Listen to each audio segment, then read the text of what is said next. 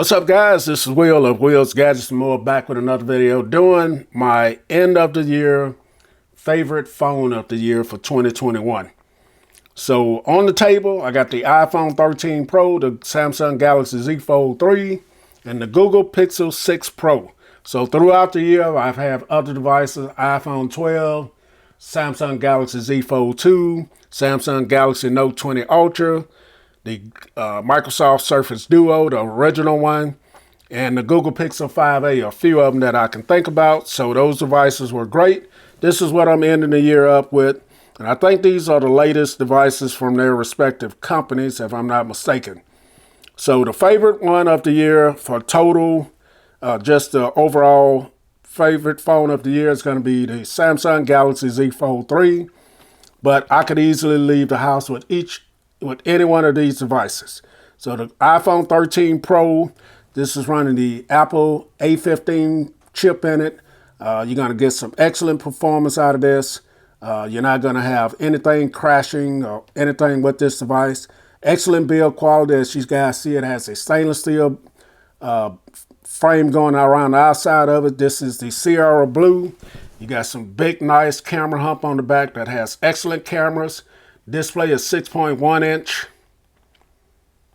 display here, and the colors are vibrant. Very nice looking display here. Apple has finally included a 120 hertz refresh rate display on here, and it's great. Excellent battery life on this device. Probably the best battery life out of all three of these devices here. Call quality is great. One thing I don't like about it, they're still using the lightning port here, so that means I always have to have an extra cable with me, when most all my other devices are Type-C.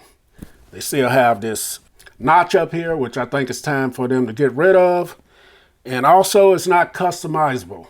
I mean, not as customizable as the Android. You can put widgets and things of that nature on here, but still not on the same level as Android.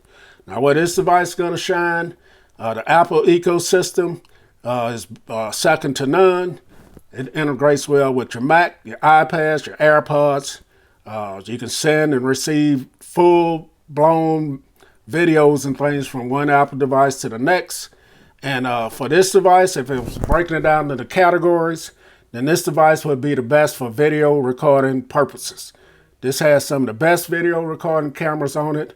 Photos are not bad either, but I think out of all three of these, this takes the best video, in my opinion, with the right lighting and the right situation. So that is the Apple iPhone 13 Pro. Next, I'm going to look at the Google Pixel 6 Pro. So Google did an excellent job with this device. They changed up the game. They made the candy bar style devices more interesting to me, because at one point I didn't want a candy bar style device anymore. I was moving on to the foldables. They all were starting to look the same, although the software was different on a lot of them. Google brought it with this device, and it's still very controversial to this day. They picked this big camera visor on the back of it, which is totally different. Now I have the sort of sunny color. I didn't cover up because I didn't like the color. I covered it up because I wanted to match my favorite football team, the New Orleans Saints there, represent them. So that's why I did it, and also to protect this beautiful device here. So as you guys see, this has a 6.7 inch AMOLED display that is gorgeous. Very big, tall device. This is solidly built, man. No creaks, gives in this as well. Got great speakers on it, excellent call quality, and just overall a very, very nice device. So Google put their Tensor chip in here, and this device actually performs well. No stutters, hiccups. As you guys see, the 120 adaptive refresh rate is great on this. So no issues as far as apps crashing, things like that. Now, a few of them had to be updated for the device, but since then, it's been great. Now, I am on Android 12 with my device. Let me show you guys here. And it's been great. Just a few issues that I had. See, Android 12, November 5th, security update. My device has been performing well. I didn't have a lot of the issues that people were saying they were having. Now, I did have my fingerprint system, wasn't the fastest, but it has vastly improved over time. This device still gets a little warm when I'm using it. I don't know why, but that is, that's the extent of my issues that I had with the device. But it performs well. This device is going to have some great features on it. It's going to have call assistant, live capturing, call screening, voice dictation, just to name a few. This thing is packed with features, man. So where this device is going to really shine, it's going to shine with the taking still photos. Our videos are not bad on it, but you're going to really shine with the still photos that are going to rival your mirrorless cameras and cameras, professional cameras like that, man. Within the camera app, you're going to have features like the Magic Eraser. You're going to have that skin, matching the skin tones well. You're going to have stuff like face blur, face unblur, deblur, I think it's called. And then you got the motion feature. Just a lot of great features within the cameras on this. Now, like I said, this is not going to be a spec-filled video. Just going over real quick the cameras, the phones that I have. All right, guys, so last but not least is going to be my favorite phone of the year, the Samsung Galaxy Z Fold 3.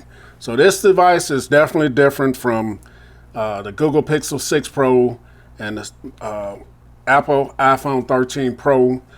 This device is a folding device, and it has really captured my heart on this device. And I kind of had moved away from the candy bar style phones until this one here, the Z Fold 2. And then now this one has some great features that the Z Fold 3 did not have. So the build quality on this thing is outstanding as well.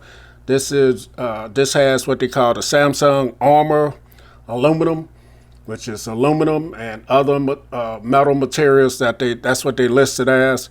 Does have some weight at 9.6 ounces, but doesn't feel too uncomfortable because it's narrow. And it feels good to hold in the hand, so not too bad as far as the weight and the size of it. It is a pretty tough device as well. I did drop it, get a few little nicks right there. I did have a case on it, but that was the only damage that it had. The case actually was a pretty good case. I don't baby it though. That's my point getting at there. So this is gonna have some great speakers on it. You got 2 speakers on it. They are Dolby Atmos, great for making phone calls and listening to music or whatever you want to do. This is IPX8 water resistant, not dust. That's something that I like. They improved over the Samsung Galaxy Z Fold 2. That's a great improvement right there. You're going to have a 4,400 milliamp battery that I only get about 5.5 hours of battery life on. You know, that's expected when you got a big device like this. So I have to deal with that. Now you're gonna have a 10 megapixel camera on the front that you can shoot 4K and take your selfies. It's not too bad. The cameras on this device are not gonna be as good as the Google Pixel 6 Pro or the iPhone, but you're gonna be able to take some great photos and videos. You got 3 12 megapixel cameras on the back of it. They're gonna be wide, ultra wide, and telephoto. And like I said, you'll get some passable pictures there, but if you want better photos and videos, the other 2 phones will be your choice. So you get a 6.2-inch display on here. Now this does have the 120 hertz refresh rate. The only issue I have with the front display on this, it's not wide enough. It's great for doing stuff like social media, strolling through social media. But when you have to shoot out a text or respond to something on social media, the keyboard is the issue that I have. It's not quite wide enough on the keyboard. Now this is Gorilla Glass Victus, so it's going to be pretty tough as far as that. I do have the original screen protector on there. So where this device really shines and makes it my phone of the year, it's going to be when you open this up and you get to your 7.6-inch dynamic AMOLED display. Now this also has the 120 hertz refresh rate. You're going to have a 4 megapixel camera over here in the corner that you can't see. It's going to be great for maybe doing your social calls like that, but it's not going to be something that you want to be taking photos with. This is going to be have the 888 processor in it, 12 gigabytes of RAM, and it's going to perform well. I don't have any stutters, hiccups, anything I throw at this device is able to handle that. I'm running Android 11 on this device right now. Android UI 3.1.1, I believe that's what I'm running. It's slated to get Android 12 soon, but as far as performance and everything on this device, it is great. Now, this device is going to be good for me, it's good for games, social media. If you're someone that does spreadsheets or any kind of work like that, you're going to be great with this. I also use it for video editing and just a outstanding all-around productive and entertainment device. You're going to have features like DeX mode, Flex mode, split screen, edge panel, and this also has support for the S Pen as well. So that's what makes this device an all-around device for me, and definitely the phone of the year for me. It's just so flexible. You're going to have a phone, a candy bar style phone on the outside of it, and then when you got leisure time or you need a bigger canvas, you can convert this into a small tablet and keep it moving. And I'm looking forward to the next edition of the Samsung Galaxy Z Fold 3.